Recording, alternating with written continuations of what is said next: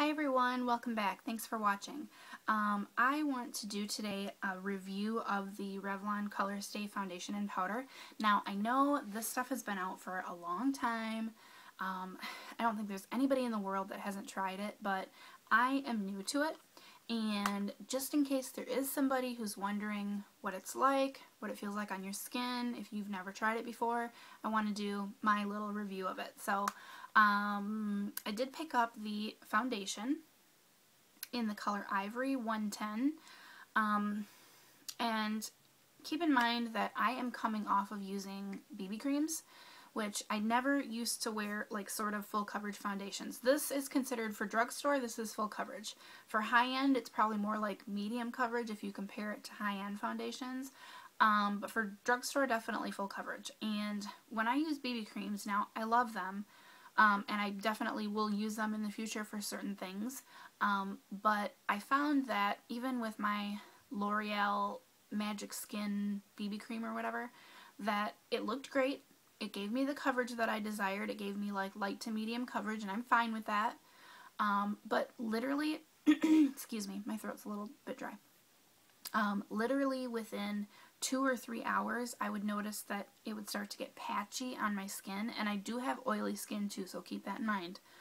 But it would start to get patchy to where it was like, oh, it just doesn't even look good anymore, and I've only been wearing it for 2 or 3 hours.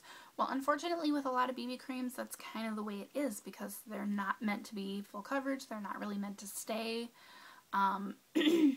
or I guess I shouldn't say that they're not meant to stay, because I'm not really sure about that, but a lot of them just don't really stay.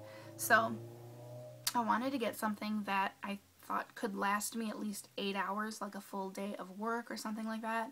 And it says on the lid that it does last 24 hours. Now, I have worn this in combination with the powder, and I got this in the color Fair, and I think they only have like 3 or 4 colors of powder, and you just get like, you know, light, medium, dark, or whatever. And I have been able to wear it for at least 8 hours. I think I've had it on my face for like 10 or 12 hours at one time, and it still looks good, so I really like it. This is the combination oily skin one, which happens to fit me, but I didn't even see that when I picked it up. I just got it, and then from watching other people's reviews, I have seen them point out, well, this is the combination oily skin one. So I don't know if they offer one that's for dry skin. I didn't look, and I don't have dry skin, so I wouldn't know that. But definitely, if you purchase this, take a look at that. If you have dry skin, you're going to want to check and see if they do have a dry skin one. But it has been able to keep my face looking, you know, not super shiny. This is a really good touch-up powder for the middle of the day. It doesn't look cakey on me. I can definitely, you know, touch up my nose or my chin or my forehead because I have oily T-zone.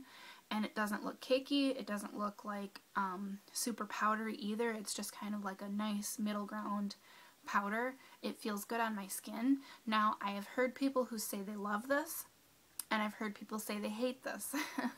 I even heard one person do reviews and say that they didn't understand the hype with this because they thought that it just wasn't anything special and they actually didn't like it. So I think that there are people on both sides of the board, obviously, who either love it or hate it.